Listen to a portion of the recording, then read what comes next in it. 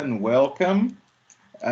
This is our English class, and the idea is to start talking about this WhatsApp post.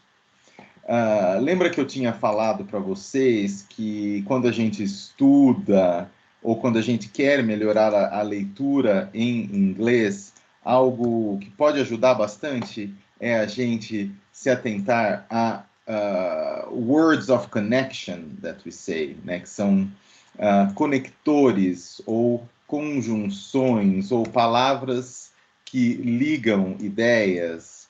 E daí eu mandei isso daqui no grupo e o Iago respondeu, daí depois eu perguntei se as pessoas concordavam e ninguém respondeu. Não tem problema, então vamos ver o que é esse unless aqui. O Iago tinha proposto que a ideia era unless, mesmo assim ou a menos que. Qual que será que é a ideia melhor aqui, ó, quando ele fala assim, the election is rigged unless I win. Quer dizer, ó, a eleição é fraudada, nananã, eu ganhe. Esse unless, o que você propôs em segundo, acho que faz mais sentido, que é a menos que. Né? Então, é uma ideia de contraste, né? Que é esse unless, ao menos que. Então, o que ele está falando aqui é que a eleição é fraudada, a menos que eu ganhe. Então, se eu ganhar, a eleição não será fraudada. E daí ele usa em outras frases aqui o unless, quer dizer, ele, né? Não é ele que está falando, é alguém que está colocando isso porque está demonstrando as atitudes dele e as falas dele também. Aí ele continua, the news is fake unless it's flattering. Flattering quer dizer que está falando bem dele. Então, o que ele está querendo dizer aqui? Que as notícias são falsas, a não ser que, ou a menos que, né? Uma outra ideia desse unless é a menos que, quando você estabelece uma relativa condição, né? É um contraste e uma condição ao mesmo tempo. Então, as notícias são falsas, a menos que elas sejam a meu favor, ou que elas falem bem de mim. Aí depois ele continua, everything is a hoax unless I tweet it. Ó, que tudo é um golpe, hoax é alguma coisa muito falsa, que tenta convencer você de uma coisa falsa. É parecido com fake news. Então ele falando, tudo é algo falso, a menos que eu tenha tweetado, né? A menos que eu tweete isso. Nepotism is bad unless it's my family. Então, ó, todas essas ideias aqui tá dando essa condição e esse contraste entre as ideias. Então, ó, nepotismo é ruim, a menos que seja a minha família, ou a não ser que seja a minha família. Então, 4 exemplos aí, em umas frases relativamente complexas, por causa dessas palavras aqui, talvez vocês não soubessem, né? Rigged, flattering, hoax.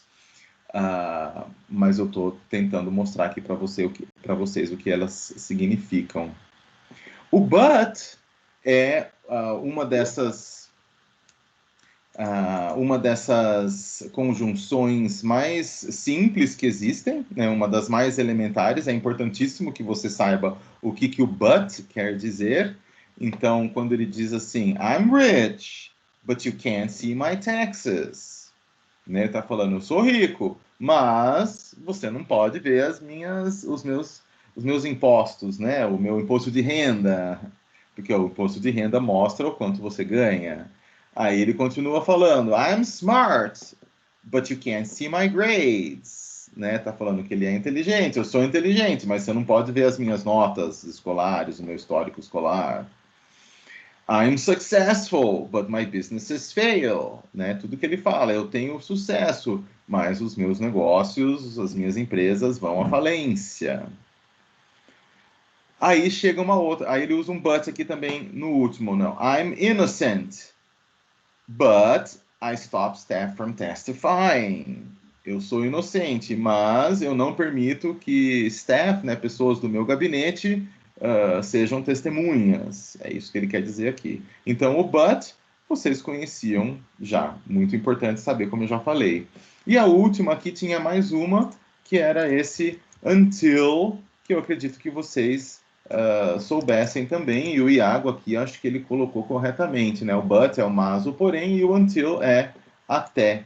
Então, ele está correto, né? Que ele fala assim, ó, my staff is the best, né? Staff são as pessoas que trabalham com ele. Então, a minha equipe é a melhor até o momento ou até quando eu os demito.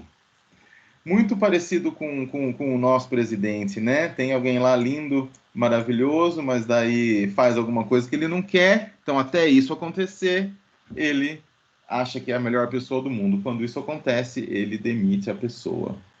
Ok? Eu vou passar para vocês, preciso marcar em algum lugar, uma listinha. Deixa eu ver se eu acho aqui já para mostrar para vocês. Eu devia ter separado já antes. Que eu tenho de words of connection, que eu chamo, que são essas palavrinhas super importantes que conectam ideias. Vamos ver aqui, em algum lugar ele está, words of connection. Eu já vou deixar aberto aqui para eu lembrar de enviar para vocês. Eu vou enviar isso daqui para vocês. E o legal desse documento aqui, que tem várias páginas, é que ele coloca os tipos de conectores, por exemplo, quais são as expressões ou os conectores que eu uso para introduzir ideias, ou introduzir frases, ou introduzir parágrafos. Então, ele traz vários exemplos aqui em português e como a gente diria em inglês. Olha que legal. Depois, conectivos de referência para você se referenciar as coisas e as ideias. A ideia não é que vocês saibam necessariamente usar todos esses daqui quando vocês falam ou quando vocês escrevem. A ideia é vocês darem uma olhada para quando vocês virem em algum texto, ou escrito ou falado, vocês pelo menos estarem a par ou tentarem lembrar aqui o que essas expressões significam. Coincidentemente, parei em uma aqui que muita gente erra. Eu trabalho com avaliação e vejo um monte de gente usando a palavra actually para querer dizer atualmente. Não sei por quê. Todo mundo acha que essa palavra quer dizer atualmente, actually, mas não quer. Ela quer dizer na verdade, ou de fato. Então, quando a gente estuda esse tipo de coisa, a gente consegue entender melhor as relações ou as ideias que os autores trazem nos textos, ok? Vou até colocar aqui embaixo para depois mandar para vocês. Esse daqui eu posso fechar. E falando em texto, a ideia da gente iniciar a aula hoje é ler este texto que nós começamos a analisar a aula passada. Lembra que a gente começou a ver essas 4 estratégias de leitura? Uma que faz com que a gente preveja o que o texto vai trazer, outra que faz a gente pensar sobre o nosso conhecimento de mundo, e a gente pega esse conhecimento mais as ideias do texto e tenta entender o texto, e depois outras 2 estratégias, que é ler, prestando atenção em detalhes, e a outra que é responder ao texto, ou reagir ao texto de alguma forma. Então, vamos fazer essa daqui, que é a ideia que não tem a ver com o texto, tem a ver com o seu conhecimento de mundo. Então, quem quiser falar ou colocar no chat, pode ficar à vontade. Então, na aula passada, vocês já tinham me dito que, para deixar essa frase verdadeira para o Brasil, eu teria que colocar fewer, que quer dizer o quê? Que menos crianças, fewer children are born now than in the past. Então, é um tipo de comparativo aqui, comparando agora com o passado. E todo mundo concordou que antigamente tinha mais criança nascendo do que hoje. Né? Não sei quem falou lá que tinha não sei quantos irmãos, uma família de não sei quantos irmãos. É comum a gente ouvir falar de antigamente disso. Hoje em dia você não vê uma família, comumente, né? Uma família com 5, 6, 7 irmãos, mais raro. E também depois vocês me disseram que a resposta para o Brasil para number 2 é longer. Que as pessoas hoje em dia, people's lives are getting longer, né? Que as vidas das pessoas estão durando mais, tendo um tempo maior. Isso eu acho que é verdade, a gente sabe disso, né? Por isso que o rolo da Previdência, tudo, né? Que as pessoas estão morrendo mais tarde, então elas continuam recebendo aposentadoria e daí não sobra para os outros. E aqui, o número 3. Como que você interpreta essa frase e qual você diria que é a resposta correta? Fewer, que quer dizer menos, ou more, que quer dizer mais?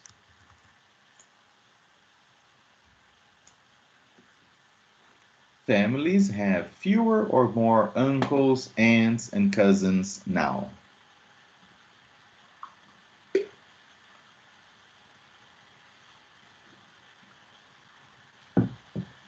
A gente tinha visto a aula passada o que são aunts, o que são uncles e o que são cousins, né? Então, só para lembrar, aunts, tias, uncles, tios e cousins, primos. A Suzane já propôs fewer. Todos concordam com ela que hoje em dia as famílias têm families have fewer uncles, aunts and cousins. Eu concordo também. A Evelyn e eu concordamos. Suzane, vamos manter fewer. Number 4. Quem que arrisca? Ó, tá in the future. Olha o will aqui. E daí tem assim: in the future, not many parents or many parents will live long enough to become great grandparents. Lembrando que parents é um falso cognato. Muitas pessoas acham que parents quer dizer parentes, mas não é. O que parents quer dizer? Parents não é parentes. Parents é o quê? Yes, Bia. Pais. So, parents quer dizer father plus mother. Ou father plus father, mother plus mother, né? Todas as combinações possíveis e imagináveis. E se parents quer dizer pais, né? Ou pai ou mãe, quando eu falo I love my parent, você não sabe se eu estou falando da minha mãe ou do meu pai. Se eu falo I love my parents, você não sabe se eu tô falando da minha mãe ou do meu pai, ou do meu pai ou do meu pai, ou da minha mãe e da minha mãe, né? Se eu for filho de casal homossexual. A Suzane está colocando lá, many parents will live long enough. Ela acha, então, que muitos pais vão viver o bastante para se tornarem great grandparents. Então, parents é pais, grandparents é... O que é grandparents? Se parents é pais, o que é grandparents? Quem que arrisca a tradução? Avós, é isso mesmo. E agora, great grandparents? Como que a gente fala em português?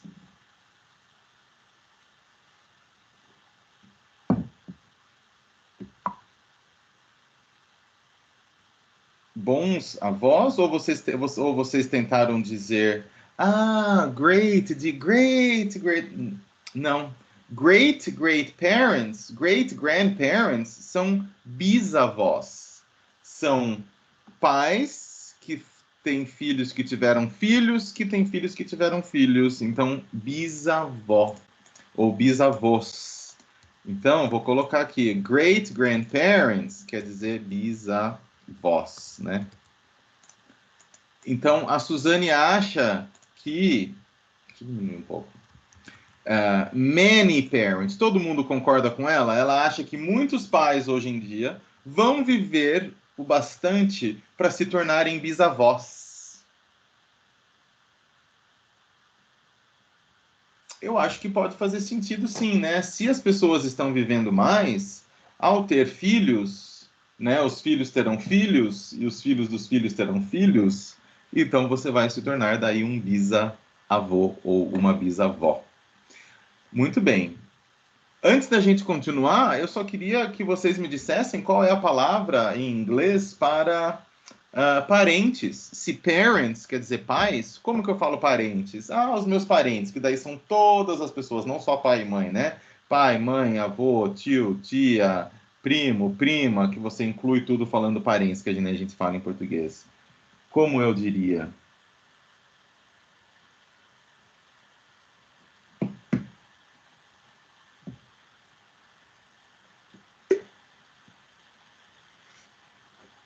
Qual dicionário que vocês usam algum dicionário online para quando você precisa traduzir do português para o inglês, por exemplo? Vocês usam o Google, mas o Google será que o Google acho que diria certinho, né? Vamos ver aqui o Google Translate, tanto no celular quanto ah, na internet, ele diz para a gente, né? Meus parentes, vamos ver como ele vai falar. My parents. Olha só, o Google está errado nesse caso. Ele não só está, não sei por que que ele coloca my parents, mas está errado. Então, tá vendo como a gente não pode confiar no Google? Mas ele coloca uma outra tradução aqui, ó. Vocês sabiam, né, que quando você clica aqui em cima, ele coloca algumas alternativas e eu diria que esta daqui está mais correta, my relatives. Porque quando você pega um dicionário e você coloca aqui parent, a palavra parents, para ele definir, ele vai dizer que é a father or mother, que é o que eu tinha falado para vocês. E se você coloca aqui relative, ele vai querer dizer a person connected by blood or marriage, né? Uma pessoa que é ligada a você por sangue ou casamento, ou seja, as pessoas da sua família, os seus familiares, os seus parentes. Então, tá vendo, Iana? O Google é bom, mas eu acho que para frases feitas, para palavras assim, às vezes ele não funciona muito bem. Deixa eu ver um dicionário aqui. Qual que é aquele que... esse Michaelis aqui, ele é bem simples, mas ele pode ajudar. Deixa eu ver, português e inglês. Deixa eu ver aqui. Parente. Vamos ver o que ele fala. Parente, relative. Tá vendo que ele não põe parent, esse dicionário. Parente, ele traduziu como relative, e tem uma outra palavra que não é tão comum de ser usada, que é kinsman. Ou parentes são relatives, kinsfolk, kindred, or folk of a family, related or kin. Então, todas essas palavras aqui em inglês têm alguma relação ou podem querer dizer parente.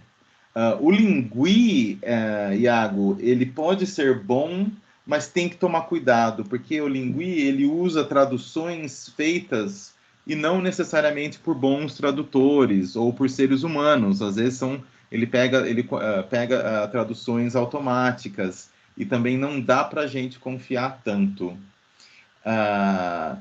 Eu recomendaria usar um dicionário desse daqui, do tipo que eu mostrei aqui, esse Michaelis. Posso passar o link para vocês. O legal desse daqui é que, vou passar aqui no chat, mas é fácil, é michaelis.wall.br, .com.br. O legal é que ele tem ele tem o dicionário de português mesmo, tem espanhol também, espanhol, português, italiano, alemão, francês. Então, se vocês precisarem, eu recomendo esse daqui. É claro que o legal de você estudar, muitas vezes, é você usar um dicionário monolíngue, ou seja, inglês e inglês. E daí, esse daqui é muito bom, o dictionary.com. Ele é uma ótima base de dados e ele vai te dar... nossa, ele mudou.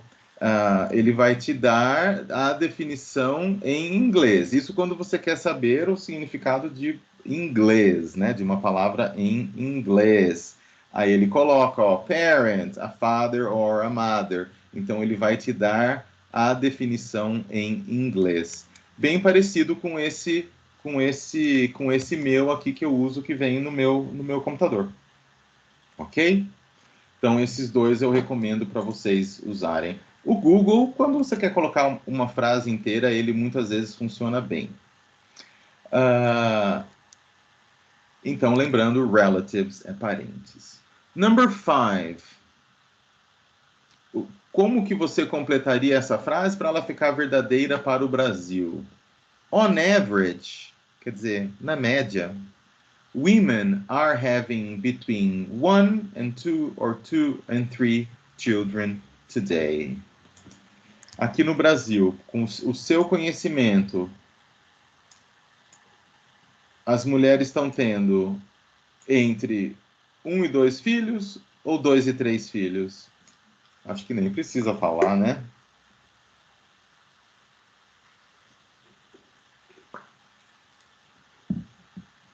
A gente sabe que as pessoas estão tendo menos filhos, mesmo porque é bem caro também você criar um filho hoje em dia. Sempre foi, né? Hoje em dia parece que é mais. Então, não sei se vocês concordam comigo. Se não concordarem, escrevam aí no chat que hoje em dia, na média, as mulheres estão tendo entre 1 e 2 filhos, né? Children. E aqui, number 6, o que você diria? On average, women are living 5 years longer or 10 years longer than in the past. Isso eu não faço a mínima ideia. Que hoje em dia, na média, as mulheres estão vivendo 5 anos a mais do que antes ou 10 anos a mais do que antigamente? Eu não sei. Alguém arrisca? Que 10 anos é bastante, hein? Não sei. E number 7. On average, now men, yeah, women, female, girls, men, male, boys. So men are living to 75 to 80 years old. Qual é a média de idade que os homens vivem no Brasil? A maior parte deles vão até 75 ou até 80? A expectativa de vida do homem no Brasil é 75 ou é 80? 75 or 80 years old? Eu não sei. Eu acho que depende da classe social, but I would say 75. Eu concordo aqui com a Suzane, ela está participando bastante. Thank you, Suzane. Eu concordo com ela que pode ser 5 anos a mais as mulheres vivendo hoje em dia do que no passado, e os homens, a expectativa é até 75. Se não for, também não tem problema. Lembra que eu falei que ao prever coisas sobre o texto, não tem problema se a sua previsão está certa ou está errada? A ideia é você começar a pensar sobre aquilo, e é isso que vai ajudar você a compreender o texto. Então, fizemos esse exercíciozinho de usar o nosso conhecimento que tem a ver com o tema do texto. Agora, read the article again with the glossary, underline the correct information in exercise 2 according to the article.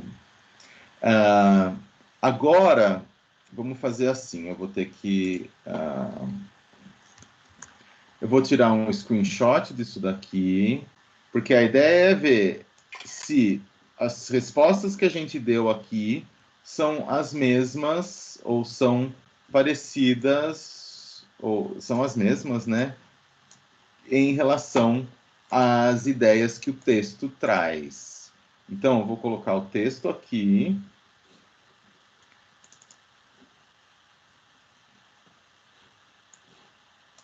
E o screenshot aqui.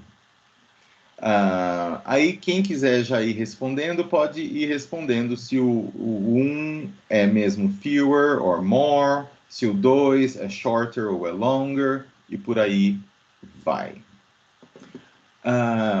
Antes de vocês lerem sozinhos, é importante que eu diga para vocês o que essas palavras em negrito querem dizer. Tem, acho que quase todas aqui vocês já sabem, mas por exemplo, vamos pegar pela ordem. O que é birth rates? Eu vou até colocar aqui para vocês. Birth rates quer dizer the number of babies that are born, ou seja, taxa de natalidade, ok? As taxas de natalidade, é isso que o birth rates quer dizer. Life expectancy, não preciso nem traduzir, né? Quem que traduz aí para mim no chat o que life expectancy quer dizer? É um cognato.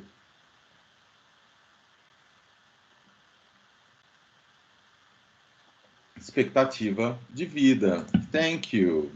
Agora, essas duas palavras são importantes aqui, ó. Increasing quer dizer aumentar. Increasing. Então, aqui é aumentando. Olha aqui o tempo verbal sendo utilizado, ó. The study shows that birth rates are falling. Falling, are falling, né? Present continuous, alguma coisa que está acontecendo. Então, as taxas de natalidade are falling, estão caindo, e a expectativa de vida is increasing. Increasing é aumentando, e decreasing, que está aqui, um pouco abaixo, é o oposto de increase. Increase, decrease. Então, aqui é diminuindo. E aqui também o present continuous sendo usado, né? Ó, sim, the start of the Beanpole family is decreasing, diminuindo. Qual é a outra palavra aqui? Stress. Não preciso nem traduzir, a gente usa stress mesmo em português. E esse verbo aqui, socialize, muito parecido com o português, é isso mesmo que vocês estão vendo, que estão pensando, que é socializar com outras crianças. E generations, também super parecido com o português, que quer dizer aqui gerações. E olha aqui a palavra better. Lembra que na aula passada a gente viu um pouco aqui o que era esse better, né?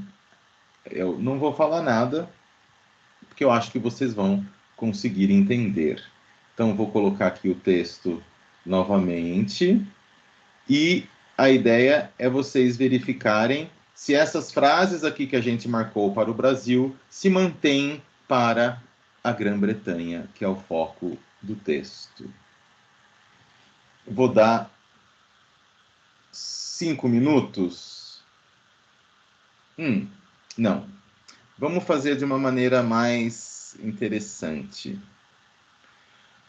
Vamos fazer parágrafo por parágrafo e eu vou lendo junto com vocês. Ou se alguém gostaria de ler. Alguém gostaria de ler o primeiro parágrafo? Lembrando que não tem nenhuma obrigação de falar nada perfeito.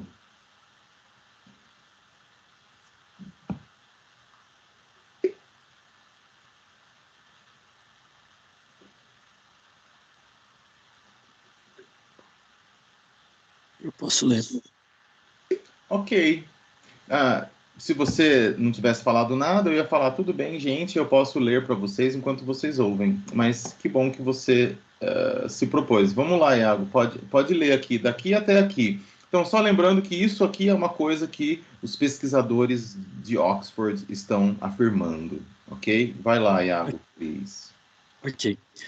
In the future, great-grandparents and even great-great-grandparents may meet at many family events and reunions, while cousins, aunts, and uncles may become a thing of the past, say researchers at Oxford University. Ok, thank you. Olha como o inglês é louco, né? Então, great grandparents, ó, grandparents quer dizer avós, great grandparents quer dizer bisavós. O que quer dizer great great grandparents?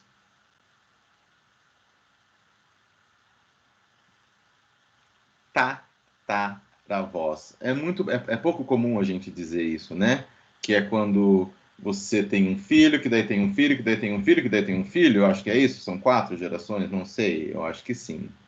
Então, o texto está começando com essa frase falando que bisavós e até mesmo tataravós poderão se encontrar em reuniões de família, ao passo que, ou enquanto, esse while quer dizer ao passo que, ou enquanto, primos, tios e tias e tios podem se tornar uma coisa do passado. Então, essa é a introdução do texto, que a ideia é que no futuro vai ter menos tio, tia, primo, e vai ter mais avô, bisavô, tataravô.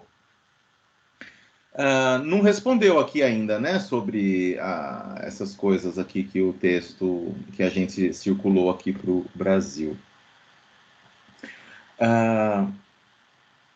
Dando continuidade, então, aqui eu posso ler essa outra frase. Vamos ver o que quer dizer esse parágrafo. Professor, a gente não respondeu 3? Families have fewer uncles, aunts and cousins. De certa forma, sim, esse parágrafo aqui pode estar falando que vai haver menos tios, tias e primos. Então, ó, mais ou menos, né, Iago? Porque aqui está falando que o 3 é sobre now. Aqui, o texto já começa falando in the future. Né? Então, eu acho que não. Deixa eu só ver uma coisa aqui. According to the article. Entendeu, Iago? Aqui está falando do futuro e aqui a número 3 está falando de agora. Mas vamos ver se o texto responde, mas foi a good call. Então, ó, continuando. The study shows that birth rates are falling and life expectancy is increasing, which means that British families will get longer but thinner. Aqui já responde, eu acho, a 1 e a 2, não é? Por que a 1 responde? Aonde que está falando que a número 1 está sendo respondida aqui, nessa pequena partinha que eu li? Essa primeira frase aqui já indica para gente, já nos dá muita informação, né? E já nos permite dizer que a 1 está correta. Então, se a taxa de natalidades, se as taxas de natalidade estão caindo, quer dizer que menos crianças estão nascendo, né? E aqui, se a expectativa de vida está aumentando, quer dizer que as vidas das pessoas estão ficando mais longas. Então, a gente já respondeu aqui com essas duas frases, a 1 e a 2. Vamos ver aqui como ele continua o texto. A doutora Sarah Harper falando. What we are seeing is the start of the Beanpole family, where the number of uncles, aunts, and cousins is decreasing, says Dr. Sarah Harper, the study's author. Iago, e todo mundo também, agora ela está respondendo aqui, ó. Tá vendo que ela está falando is decreasing? Então, ela está falando de algo que tem a ver com o presente. Então, ele está falando que o número de tios, tias e primos está diminuindo. Ou seja, as famílias hoje em dia possuem menos tios, tias e primos agora, né? Então, por isso que eu acho que a resposta está aqui, né? Então, a 1, a 2 e a 3, por enquanto, está batendo, né? A gente respondeu exatamente o que o texto está falando, isso sem ler o texto. É isso que é você usar o seu conhecimento de mundo. Muitas vezes você já consegue ter uma boa ideia das coisas que o texto vai trazer. Aí ela continua falando, a Dr. Sarah Harper, que é a autora desse estudo sobre as famílias britânicas. Ela falou, at the same time, Increasing life expectancy means that many more of us will live long enough to become great-grandparents. Olha só, ela está afirmando, né, que como a gente tem uma expectativa de vida maior, quer dizer que muitos de nós vamos viver para se tornar bisavós, que daí já responde aqui o 4, né, que nós também respondemos de maneira correta. Many more of us, muito mais de nós, seres humanos. Aqui, of us, seres humanos não, né? Nós aqui, britânicos. Ela está falando desse estudo na Inglaterra. E só para lembrar, esse Beanpole Family tem a ver com a imagem aqui, né? Que é uma coisa que é uma árvore genealógica que tem um ou dois ramos, né? Que não se ramifica, porque não tem tantos filhos, tantos irmãos, que nem antigamente. Alguma pergunta ou algum comentário até agora? Tá difícil de entender o texto? Eu estou explicando bastante. Vamos fazer assim, então. Vamos ler essa outra partinha. E daí, em vez de eu explicar, alguém poderia explicar, ou escrever, ou falar. Então, vamos continuar, para não perder muito tempo. The changing shape of the family will bring new difficulties and advantages. The changing shape. In the past, the shape was like this. Now, the shape is more like this. So, the format, shape means format, of the family will bring new problems, new difficulties, but good things. So, bad things, difficulties, and advantages. Advantages means positive things.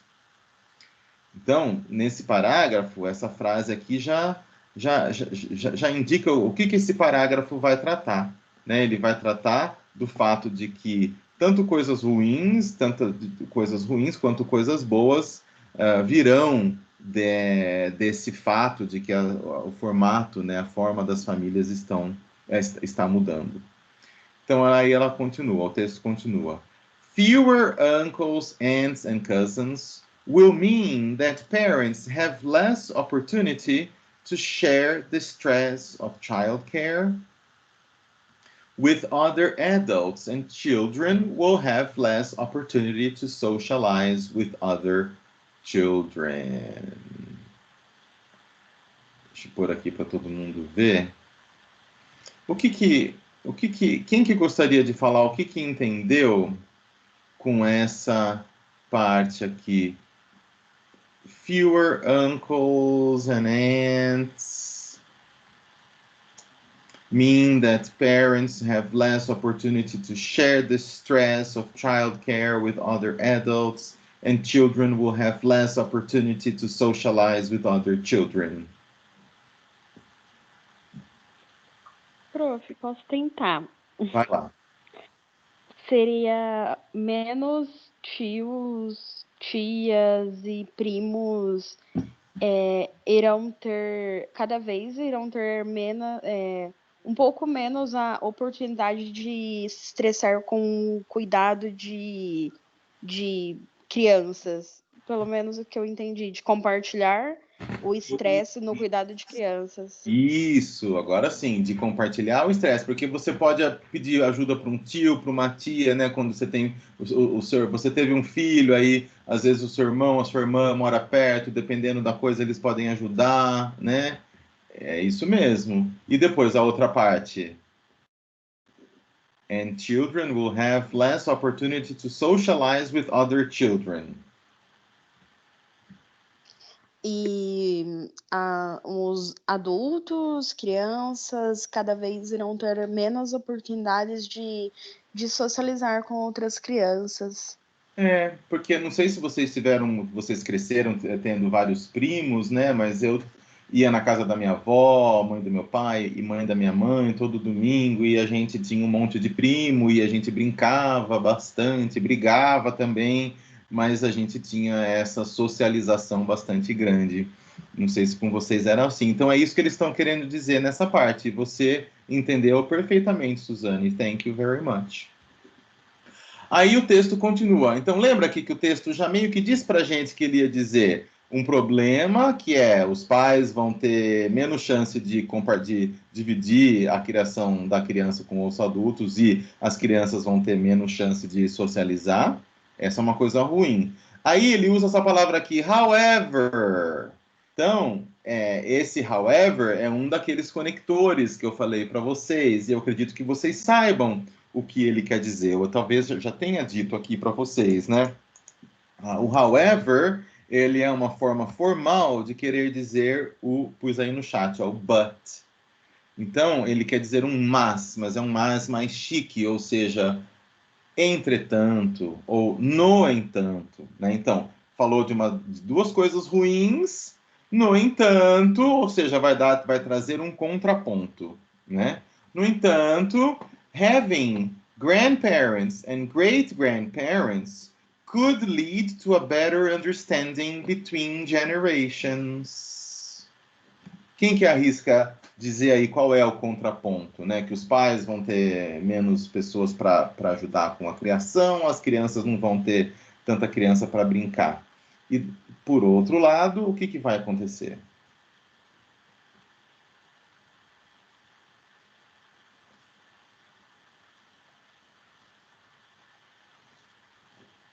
Ou o que pode acontecer?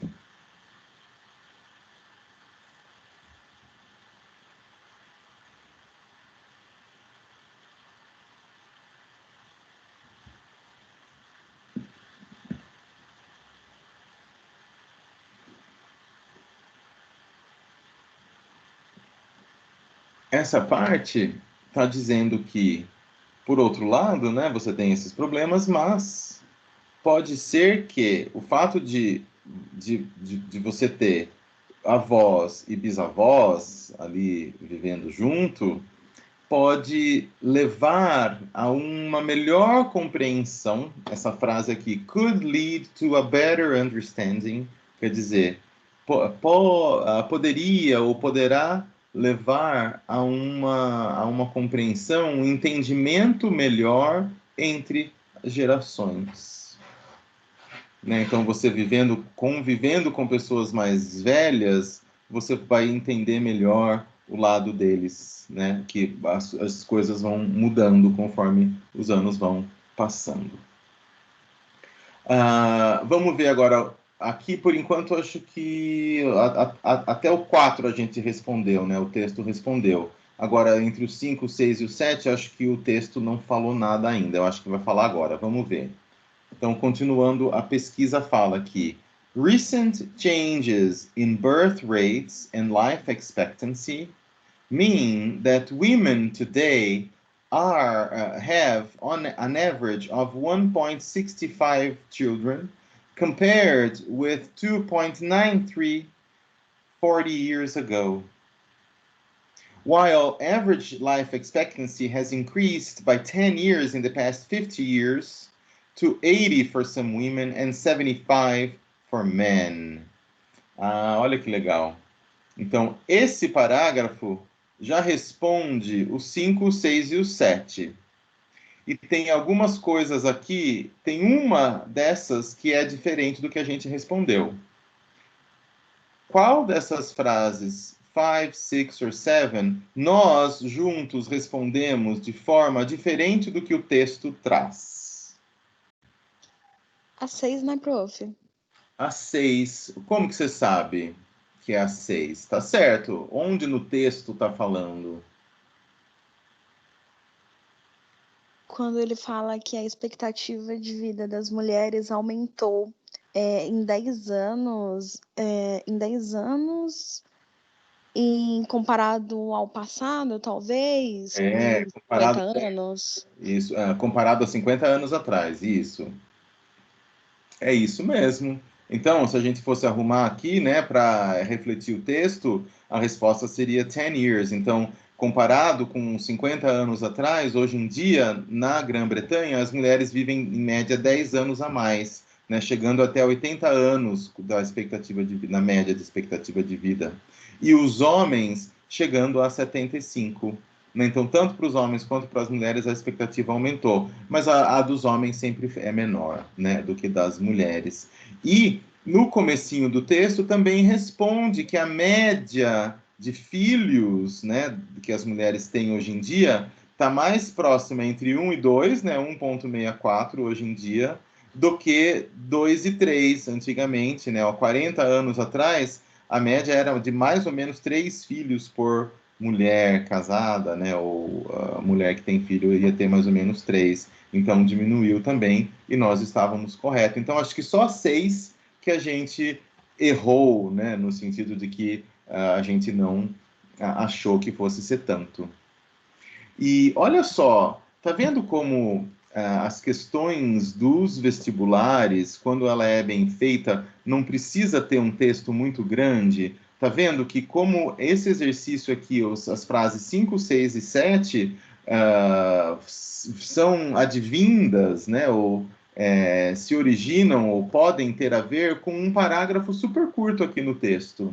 Né? Então, de novo, não é porque o texto é curto que vai ser fácil ou que não vai ter muita informação. Às vezes um texto curto, uma frase, requer que você compreenda muita coisa. E é isso que muitas vezes que o vestibular vai exigir ou vai fazer com que você faça esses movimentos, essas compreensões na sua cabeça. E daí, para finalizar o texto, fala assim o último parágrafo. Family dinners with 5 generations at the table are a reality for the Woodgates from Exeter in England. May Pierce, 87, enjoys spending time with her great-great-granddaughter, Elilu, 3, Elilu's grandmother, Denise Woodgate, 39, said, "Having so many generations in a family is wonderful. We are very close. At least once a week, we all go out for a coffee." O que o texto, o que esse último parágrafo traz em relação ao texto? Qual é o intuito desse parágrafo aí, na sua opinião? Não importa se você entendeu muito ou não, mas por que ele está aí e o que ele está fazendo em relação ao texto?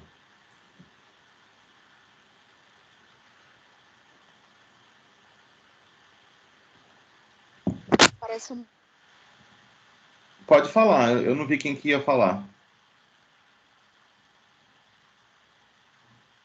Ah, será que a Suzane ia falar e daí ela caiu, coitada? E aí, o que esse último parágrafo faz em relação ao texto?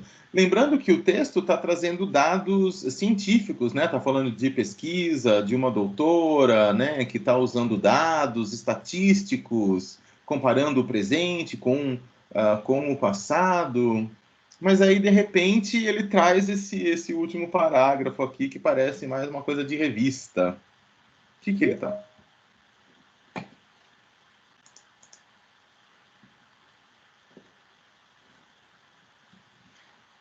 Bom, a Su voltou? Voltou. Su, você ia falar alguma coisa? Eu ia falar que estava aparecendo, prof, tipo, como um exemplo de tudo que ele falou no texto, comparando com um fato real. É isso mesmo. Não sei se era isso que o Iago ia falar, mas o que esse último parágrafo traz, ele exemplifica esses dados estatísticos e científicos que ele trouxe antes, né? Pegando um exemplo real de uma família que convive aí com 5 gerações. Então, tem essa mulher aqui de 87 anos que adora passar o tempo com a sua... O que é? Great-great-granddaughter. Se Tataraneta? Isso, muito bem. Se great-great-grandparents quer dizer tataravós, né, tataravô, great-great-granddaughter quer dizer tataraneta. Então, é isso mesmo que essa última parte do texto faz. Ela exemplifica com um dado real o que o texto trouxe. Vamos ver se tem mais alguma coisa aqui. Né, perguntando se as nossas respostas aqui eram parecidas ou não, nós já conversamos, né? Todas foram idênticas, exceto ao número 3. E aqui, só para finalizar, o número 4, que é você reagir de alguma forma ao texto. Então, aqui está falando que o artigo menciona uma vantagem e duas desvantagens de ter essa família nesse formato, assim, bastante vertical. E daí fala quais são essa uma vantagem e duas desvantagens. Vocês se lembram quais são as vantagens e as desvantagens que ele fala aqui?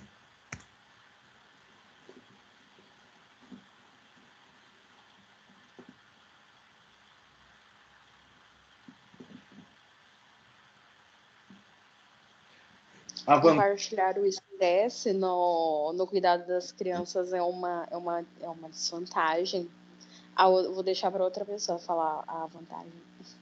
Isso, qual é a vantagem? Mas aí a ideia é que você pense se você consegue ver mais alguma vantagem ou desvantagem em relação às famílias estarem cada vez mais assim alongadas nesse sentido da árvore genealógica, né? A desvantagem é a fofoca, né, prof?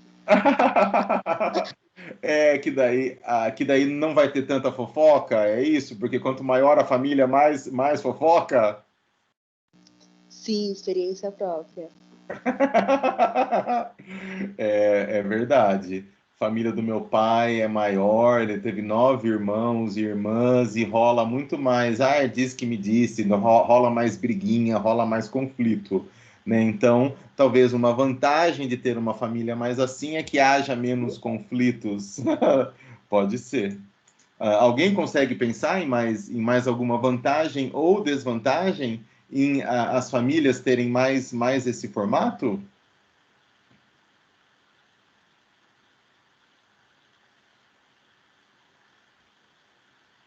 Oportunidade de socialização? Que seria uma vantagem ou desvantagem? Uma vantagem? Uma vantagem de socialização entre...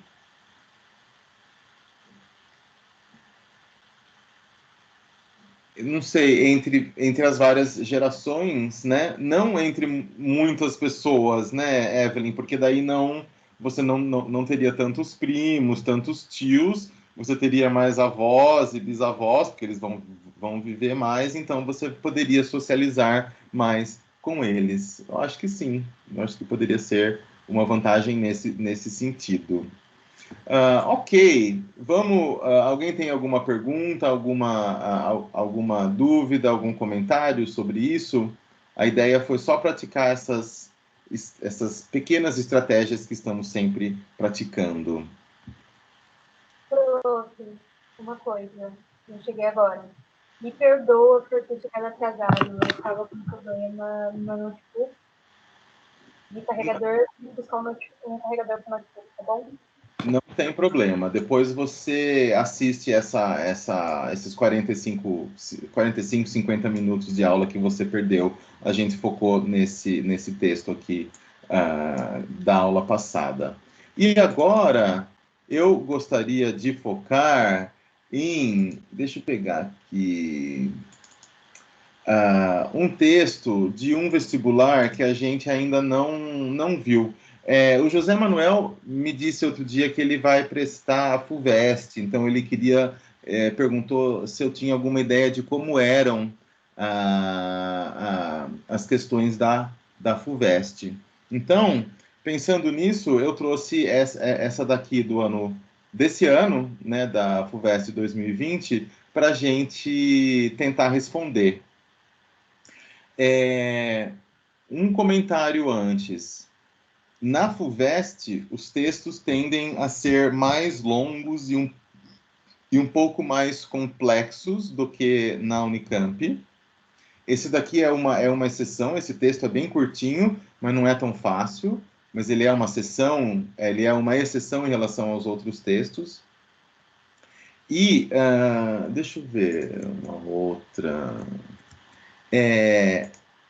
E uma outra diferença que eu estou vendo aqui tem menos questões de inglês na FUVEST do que na Unicamp, na primeira fase, mas tem menos questões, mas como eu disse, os textos tendem a ser maiores e existem 5 alternativas em vez de 4.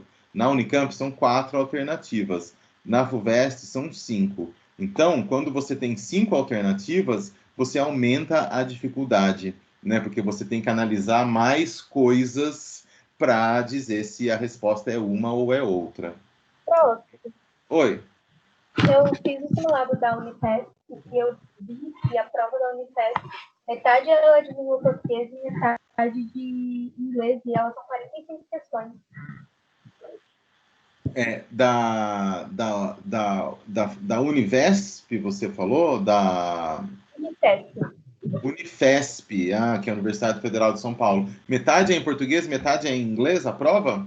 Sim, e as questões não estão em português, elas estão em inglês.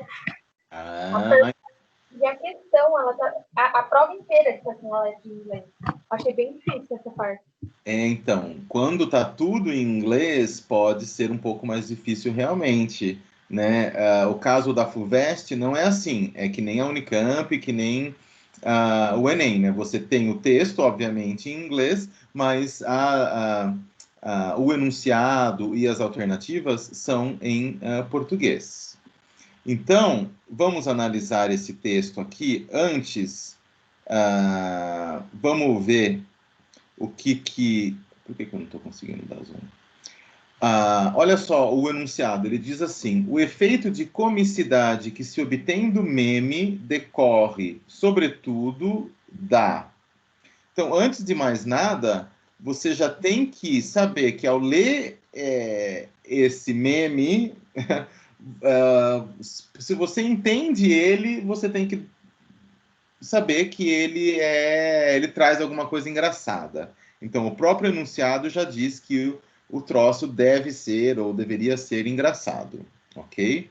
E por que ele é engraçado, né? Por que isso acontece?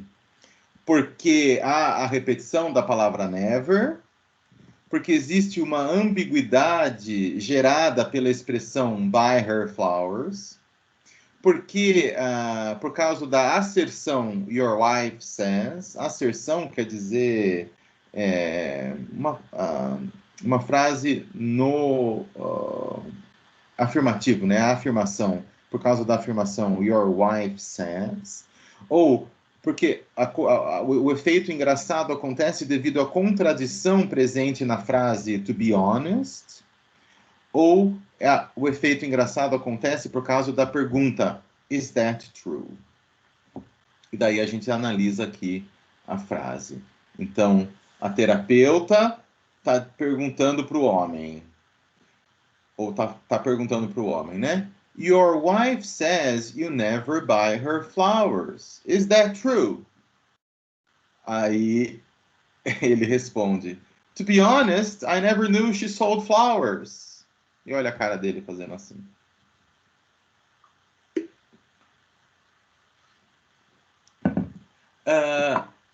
Por mais que você entenda todas as palavras, vamos ver quantas palavras tem aqui, ó. 1, 2, 3, 4, 5, 6, 7, 8, 9, 10, 11, 12, 13, 14, 15, 16, 17, 18, 19, 20, 21, 22. São 22 palavras.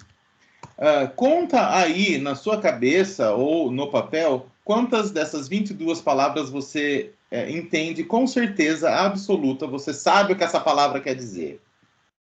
Vou dar um tempinho para vocês fazerem isso.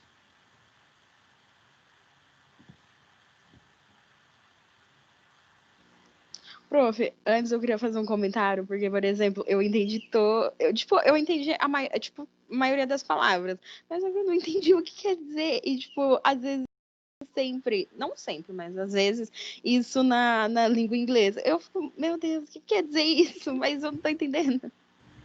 Posso tentar, professor, falar, ver se eu entendi corretamente? Pode. Porque eu só não sei o que significa 6. Says, não sei como pronuncia. Says quer dizer diz, né? Então, ó, a sua esposa diz, Dizer. to say, quando eu falo she quer dizer says, ela diz. Então, a sua esposa diz que você, né? Uhum. Quer dizer assim, a sua esposa disse que você nunca comprou flores para ela, isso é verdade? Ela falou, para ser honesta, eu nem sabia que ela vendia. É isso, é isso. Não sei se é isso, é isso? É isso, mas sim, tem a ver com isso. Isso aqui está falando, ó, para ser honesto, eu não sabia que ela vendia flores. Essa tradução tá perfeita. Agora, o truque está em alguma parte aqui, nessa primeira frase. Agora, sem eu explicar, porque se eu explicar, vai ficar muito fácil. Então, sem eu explicar o truque, ou aonde que está a questão ali nessa primeira frase, qual resposta você daria como correta?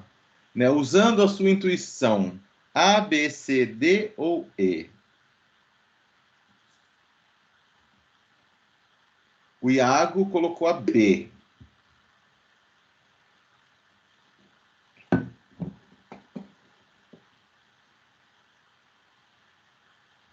Alguém mais concorda, discorda? Bia, Evelyn, Ana, Duda, Suzane. A Suzane também colocaria B.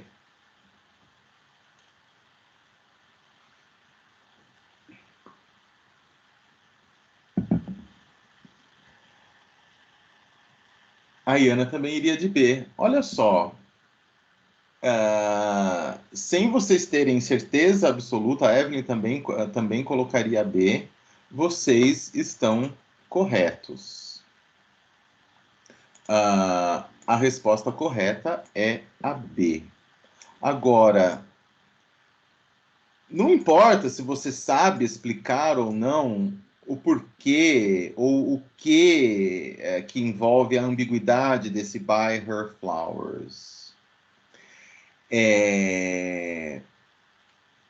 Eu vou explicar para vocês, mas o louco disso é que realmente essa parte aqui, buy her flowers, pode ter dois significados em inglês quando a frase está escrita.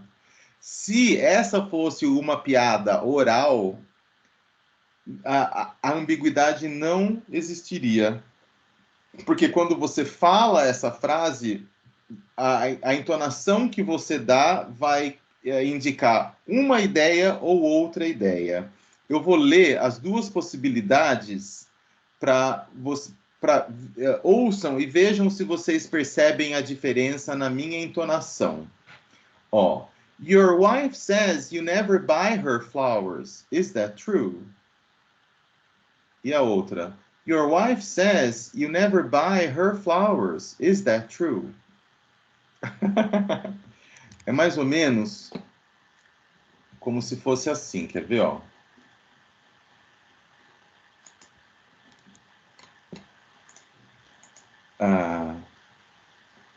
Your wife says you never buy o quê? Por assim, her flowers. Então, aqui, essa frase quer dizer assim, ó. A sua esposa diz que você nunca compra o quê? As flores dela. Então, ou seja, que ela vende. Uma outra maneira de você interpretar isso, que é onde está a ambiguidade que deixa a frase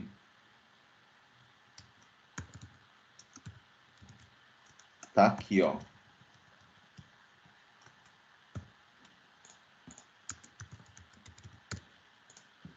O que isso quer dizer? A primeira, como eu disse, a sua mulher diz que você nunca compra as flores dela. E aqui, essa segunda frase quer dizer assim, ó. Your wife says you never buy flowers for her. Ou seja, essa segunda frase, dividindo assim, quer dizer, a sua esposa diz que você nunca compra flores para ela, de presente para ela. O inglês é louco nesse sentido.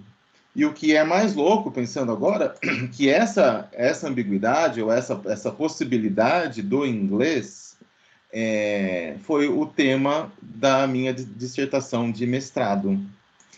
Eu não vou ficar falando muito aqui disso aqui, porque não é a ideia. Mas, quando eu falo buy someone something, por exemplo, eu vou falar assim, my friend always buys... Eu vou falar buys me chocolate. Isso quer dizer que o meu amigo sempre compra chocolate para mim. Que é a mesma coisa que my friend always buys chocolate for me. Então, essa expressão buy someone something quer dizer o for, que é para alguém. Então, na verdade, quando a terapeuta faz essa pergunta, ela está querendo dizer: sua mulher diz que você nunca compra flores para ela. A interpretação da terapeuta é isso daqui: buy her flowers, que é compra para ela flores. É que a gente não fala assim em português, né? Compra para ela flores. A gente fala compra flores para ela. Só que a resposta do cara dá a entender que a interpretação dele foi essa, né? Que a terapeuta estaria dizendo que você nunca compra as flores dela. Por isso que daí ele fala, nossa, eu nem sabia que ela vendia flores. E daí é isso, ou seja, é a ambiguidade, né? Os dois possíveis sentidos de buy her flowers que trazem o efeito cômico para esse meme, ok? E tá vendo que mesmo sem eu ter explicado isso para vocês, vocês conseguiram indicar a resposta correta. Então vocês estão de parabéns. Quer dizer que a intuição de vocês nesse sentido está funcionando, ok? Então eu trouxe esse exemplo aqui da FUVEST. Vou trazer um outro aqui da FUVEST também. Explorando um poema.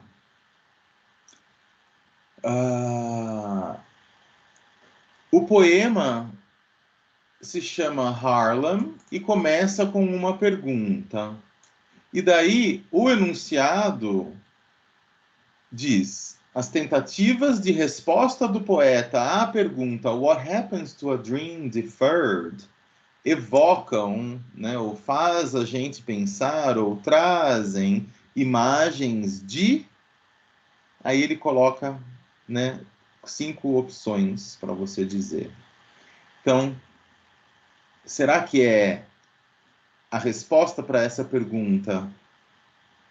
Eu vou primeiro traduzir só a pergunta, que é: o que acontece a um sonho que foi deixado para depois? Esse defer quer dizer que não foi concretizado ou que foi deixado para depois?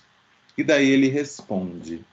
Então, a resposta a essa pergunta, né, o que acontece com um sonho que é deixado para depois, elas evocam animosidade e revolta, remorso e compaixão, deterioração e destruição, empatia e complacência ou aprisionamento e passividade. Vou dar aí 1 minuto e meio para vocês lerem e responderem. Pode responder no chat já quem quiser.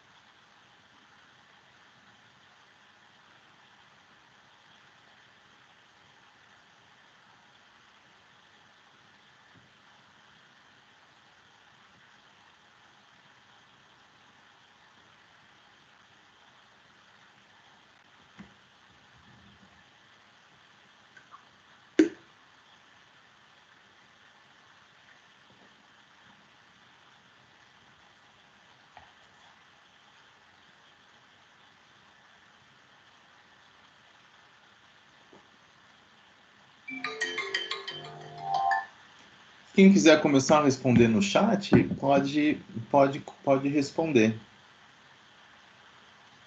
E quem for o último a responder, aí vai ter que explicar o porquê que achou que era essa. Nossa, agora que eu vi que a minha câmera tá...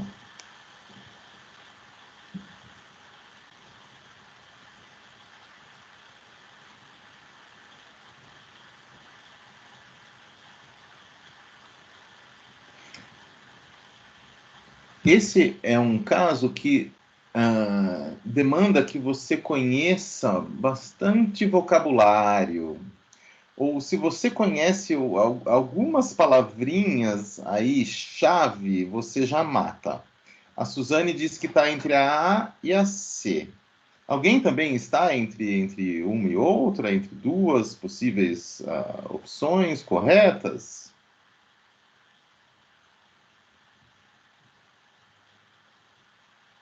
A Rihanna acha que é D. A Bia também acha que é a C. Então temos 2 votos aí para C e 1 voto para D. Eu vou fazer assim, eu vou destacar aqui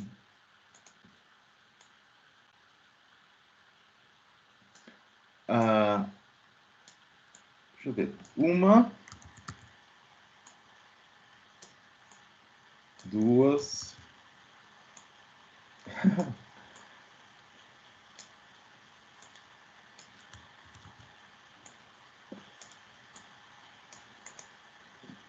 essas 4 palavras, procurem no dicionário, veja se vocês acham pelo menos umas 3 dessas 4 palavras.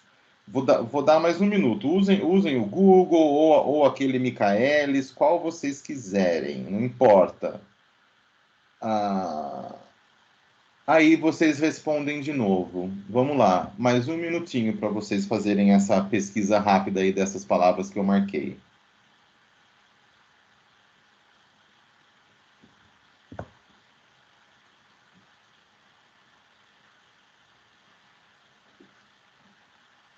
Professor, todas as 3 últimas palavras ali falam de fedor, falam de mau odor. Falam do quê? Does it explain? Essas aqui? As 3 últimas. Não, tô falando do que o senhor grifou. Da onde eu não ouvi? Da onde o senhor grifou. Essas? Isso. Aí essas 3 aí mesmo. Olha lá, a Suzane respondeu que ela vai de C, o Iago ia de B, mas agora ele vai de C. Olha só, tanto o Iago quanto a Suzane, ao pesquisarem essas palavrinhas, eles, pelo menos eu percebi que de maneira bastante enfática, eles foram na C. Essas são palavras que eu achei que talvez vocês não soubessem, mas agora, por exemplo, essa última pergunta também ajuda você a ter alguma ideia, né? Porque esse autor, ele está respondendo a uma pergunta com várias outras perguntas, ou seja, ele está especulando o que será que acontece com um sonho que foi adiado, né? Será que esse sonho fica seco, que nem uma uva passa no sol? Ou será que... Ou será que começa a sair pus dele como em uma ferida, e daí depois ele corre, o sonho corre? Ou será que esse sonho fica fedendo que nem carne podre? Ou será que ele fica seco e com uma crosta, tipo que nem açúcar em cima? Ou será que ele simplesmente fica, eu não sei isso aqui, se sags like a heavy load, eu não estou muito certo o que essa parte quer dizer. Mas não importa. E daí depois ele termina falando, ou será que ele explode? Então, todas essas palavras aqui agora, com essa última expressão aqui grifadas, indicam que a resposta correta é realmente a C. Que essas perguntas que ele faz, essas possíveis respostas que ele dá, têm a ver ou trazem imagens de deteriorização e destruição. Ó. Explodir não quer dizer explodir, explode é explodir, destruir.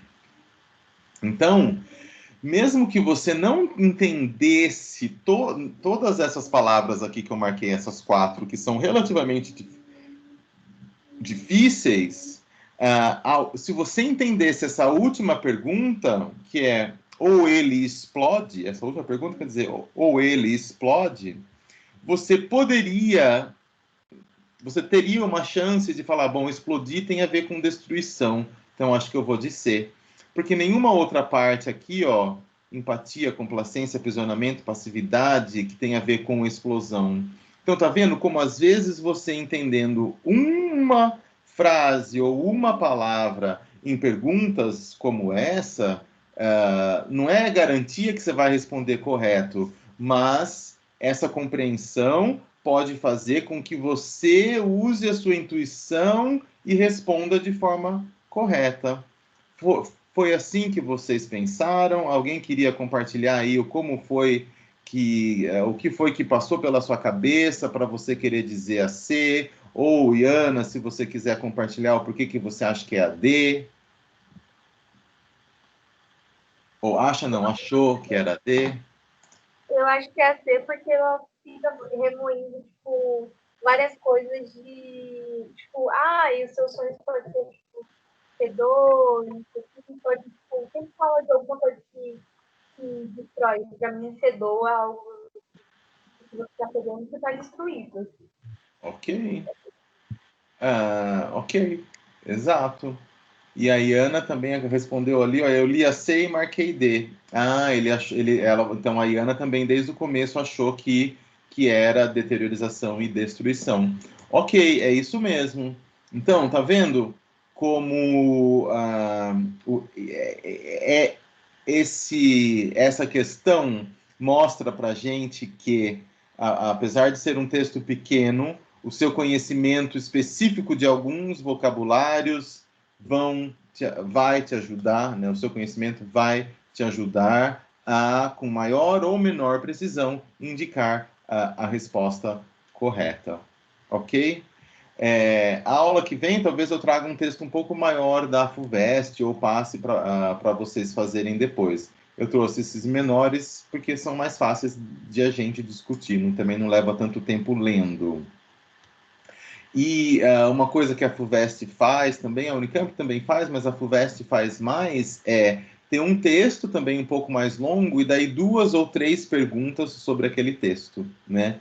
O Enem acho que já não faz isso. O Enem traz um texto e uma pergunta, outro texto e outra pergunta. Então, por isso que os textos do Enem tendem a ser um pouco menores, porque é uma pergunta por texto. Ok? A da Unifesp é a mesma coisa, tipo assim, um texto para 5 perguntas. Um texto para 5 perguntas. Então, é outra proposta, né? E a Unicamp, por exemplo, ó, tem aqui um texto, uma pergunta. Tem uma tirinha, essa aqui foi de 2016, e uma pergunta. Então, como já está quase na hora de vocês terem a outra aula, eu vou passar no grupo essa daqui para vocês responderem, que tem a ver com bastante coisa que a gente está discutindo atualmente, né? Então, em 2016 já havia, obviamente, essa discussão sobre o clima, né? Mas agora, aqui no Brasil, especialmente, com as queimadas na Amazônia e no Pantanal, etc., essa discussão está acontecendo mais, né? Mas aqui tem a ver com clima, animais, mas outras coisas também. Então, eu vou passar isso daqui para vocês lá no grupo. Quem quiser responder o que acha, responde, e daí depois eu dou a resposta correta, se é o A, o B, o C ou o D, ok? Então, a aula que vem eu pretendo que a gente continue com mais questões de vestibular, para daí a gente ver se tem uma coisinha ou outra de gramática ou de vocabulário que vale a pena a gente focar um pouco depois, ok? Então, thank you very much. Have a very good weekend. E estudem bastante, seja inglês, sejam outras coisas. Ou, se já estiverem estudando bastante, relaxem, que também é importante descansar, ok? Thank you. Bye bye. Thank you. Bye, bye. Thank you. Tchau, professor. Obrigada. Até Tchau, semana que vem. tchau. Depois eu mando a gravação para quem quiser, para a Duda, especialmente que não veio, que não pôde vir no começo. É.